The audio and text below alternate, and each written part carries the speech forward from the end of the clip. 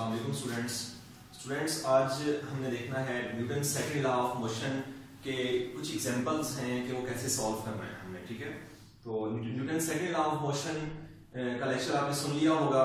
Newton second law of motion में आपने देखा था कि हमने कौन सा रिलेशन प्रूव किया था। मैं आपको दोबारा समझा देता हूँ। देखिए जरा कि हमारे पास क्या रिलेशन था उसका। हमने देखा था कि फोर्स का रिलेशन क्या है हमारे पास, m मल्टीप्लाई बाय a। इसे कहते हैं Newton second law of motion, that is F is equal to ma। आज हमने इससे रिलेटेड जो न्यूमेरिकल्स हैं वो हमने सॉल्व करने हैं। न्यूमेरिकल्स मींस के जो एग्जांपल्स हैं, और ये बहुत इंपॉर्टेंट एग्जांपल है शॉर्ट क्वेश्चंस के लिहाज से। तो एग्जांपल नंबर 3.1 हम देखेंगे, आपने अपने कोर्स टेक्स्ट बुक से देखना है। 3.1 एग्जांपल बेटा आप देख सकते हैं, स्टेटमेंट मैंने यहां पे लिखी है कि फाइंड द एक्सेलरेशन। आपने एक्सेलरेशन फाइंड करना है, ठीक है। That is produce. एक्सेलरेशन कब प्रोड्यूस होता है आप जानते हैं, जब किसी बॉडी पर हम फोर्स लगाते हैं। आपने देखा था कि force is directly proportional to the acceleration, या acceleration is directly proportional to the force. जितनी ज्यादा फोर्स होगी उतना ज्यादा एक्सेलरेशन प्रोड्यूस होगा बॉडी के अंदर, आपने देखा था।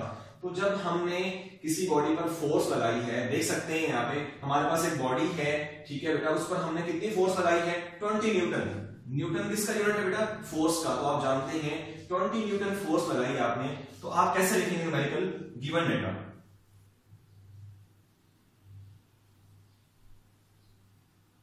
गिवन डेटा मींस कि आपके पास जो जो इंफॉर्मेशन यहाँ पे दी गई है, फर्स्ट ऑफ ऑल बॉडी पर जो फोर्स लगाई गई है वो कितनी है, हमारे पास 20 न्यूटन है। तो आप लिख सकते हैं यहाँ पे फोर्स को रिप्रेजेंट करते हैं बेटा F के साथ, एंड दैट इज 20 न्यूटन। और 20 न्यूटन फोर्स हमने किस पे लगाई है, उस बॉडी का मास कितना है हमारे पास, 8 किलोग्राम। तो बेटा मास कितना है हमारे पास बॉडी का, mass of the body is equal to represented by small m and equal to 8 kilograms. बेटा आप देख सकते हैं बॉडी का मास कितना है हमारे पास, 8 किलोग्राम है। वो हमसे पूछना चाह रहा है कि अगर किसी बॉडी का मास 8 किलोग्राम्स हो और उस पर हम 20 न्यूटन की फोर्स लगाएं, तो बताएं बेटा बॉडी में कितना एक्सेलरेशन पैदा होगा, वो हमें फाइंड करना है। तो आप देख सकते हैं यहाँ पे हमें फाइंड क्या करना है बेटा, एक्सेलरेशन। Find the acceleration. तो एक्सेलरेशन को रिप्रेजेंट करते हैं बेटा स्मॉल a से, वो हमने फाइंड करना है। According to second law of motion, Newton second law of motion, आप जानते हैं, इसको सॉल्व करेंगे बेटा। Force is equal to ma। Force is equal to ma।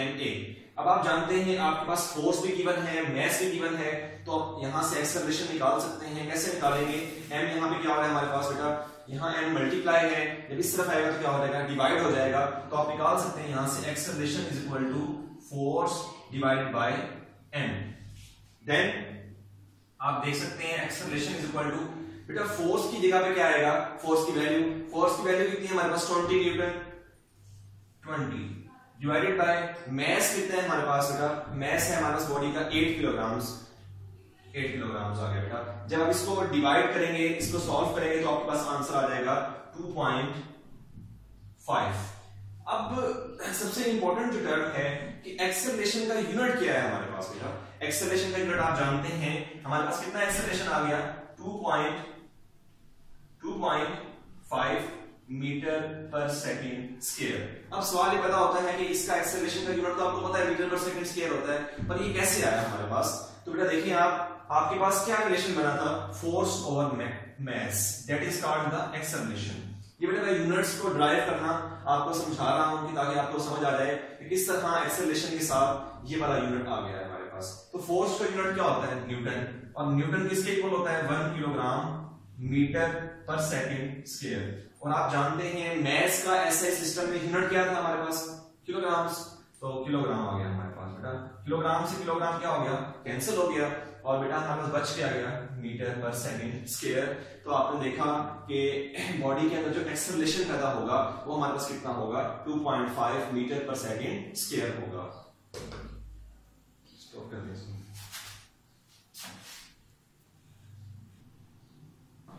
अब बेटा हमने देखना है एग्जांपल नंबर 3.1। जैसे कि आपने देखी एग्जांपल, इसमें कोई इश्यू हो तो बेटा आप मुझसे पूछ सकते हैं। एग्जांपल नंबर 3.2 में आपने बेटा देखना है वही फोर्स का रिलेशन है, इसी के related F is equal to ma, Newton second law of motion के रिलेटेड भी हमारे पास ये एग्जांपल्स हैं, न्यूमेरिकल्स हैं।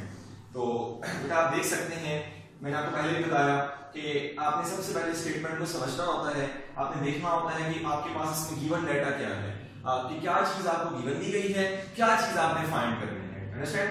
तो हम इसको रीड करते हैं, साथ साथ समझिएगा। A force acting on A body of mess 5 kilogram.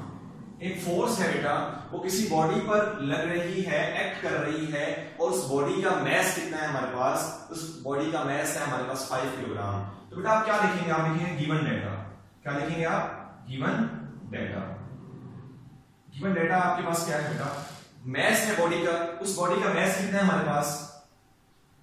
5 kilograms. अब वो फोर्स जो है, हमें उस फोर्स का नहीं पता, वो फोर्स किसी बॉडी पर लग रही है, उस बॉडी का मैस 5 किलोग्राम है। जब फोर्स लग रही है तो बॉडी के अंदर क्या प्रोड्यूस हो रहा है? Produce an acceleration. बॉडी के अंदर एक्सेलरेशन प्रोड्यूस हो रहा है। कितना एक्सेलरेशन प्रोड्यूस हो रहा है? 10 मीटर पर सेकेंड स्क्वायर। तो आप लिखेंगे एक्सेलरेशन प्रोड्यूस कितना हुआ आपके पास? 10 मीटर पर सेकेंड स्क्वायर। अब बेटा यहां तक आपने देखा, हमारी बात खत्म हो गई है, क्वेश्चन मार्क आ गया है हमारे पास, फुल स्टॉप आ गया, सॉरी। तो यहां पे हमारी बात खत्म हो गई है कि बॉडी पर फोर्स लगाई, उस बॉडी का मैस हमारे पास 5 किलोग्राम था, उसमें एक्सेलरेशन कितना प्रोड्यूस हुआ? 10 मीटर पर सेकंड स्क्वायर का एक्सेलरेशन प्रोड्यूस हुआ। अब सवाल ये पैदा होता है कि फोर्स कितनी होगी हमारे पास? हमारे पास फोर्स गिवन नहीं है, ना ही उसने पूछा है कि फोर्स निकालें। तो हम आगे चलते हैं, आगे हमसे वो क्या कहना चाह रहा है? आगे वो कह रहा है कि व्हाट एक्सेलरेशन, उस एक्सेलरेशन को भूल जाए जो गिवन है। आप नई स्टेटमेंट स्टार्ट हुई है, what acceleration the same force, जो फोर्स यहां थी उसी फोर्स की बात कर रहा है, सेम फोर्स, कि कितना एक्सेलरेशन वही फोर्स क्या करेगी? प्रोड्यूस करेगी in a body of mass 8 kilogram. बेटा मींस के यहां पे हमने बेटा और मैस ले लिया है, तो बेटा हमें इस मैस को मैं कह देता हूं m1, इस एक्सेलरेशन को कहता हूं a1। अब बेटा 9, अब वो क्या कहना चाह रहा है? The same force, same force. अगर हम सेम फोर्स की बात करें, यही फोर्स बेटा अगर 8 किलोग्राम के बॉडी पर लगे तो कितना एक्सेलरेशन प्रोड्यूस होगा? तो बेटा m2 मींस के मैस ऑफ सेकंड बॉडी, वो कितना है हमारे पास? 8 किलोग्राम है बेटा। उसमें कितना एक्सेलरेशन प्रोड्यूस होगा वो हमारे पास क्या है बेटा? वो हमने फाइंड करना है। वो हमारे पास क्या है? a2 है। a2 हमने फाइंड करना है बेटा। आप जानते हैं according to Newton's second law of motion, force is equal to ma, mass multiply by acceleration. तो बेटा अगर मैं इसके लिहाज से देखूं तो हमारे पास न्यूटन्स लॉ ऑफ मोशन क्या बनता है? वो बनता है जी F is equal to m1 a1, क्योंकि फोर्स का रिलेशन क्या होता है? m multiply by a। यहां मैस कितना है? m1 है, एक्सेलरेशन कितना है? a1 है। कितनी फोर्स प्रोड्यूस होगी? 50। अगर मैं इसके लिहाज से देखूं तो फोर्स बेटा, फोर्स तो वही है। क्या कहा था उसने?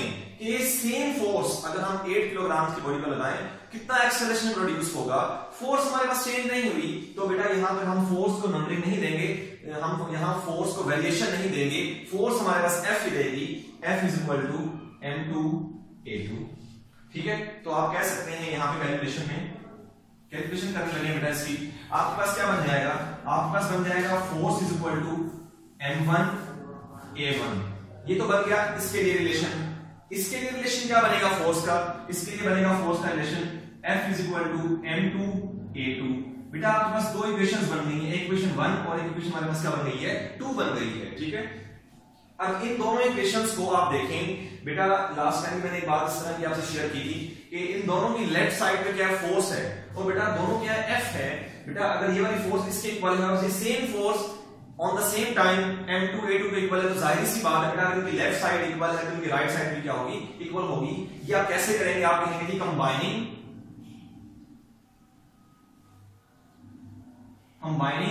Equations 1 and 2।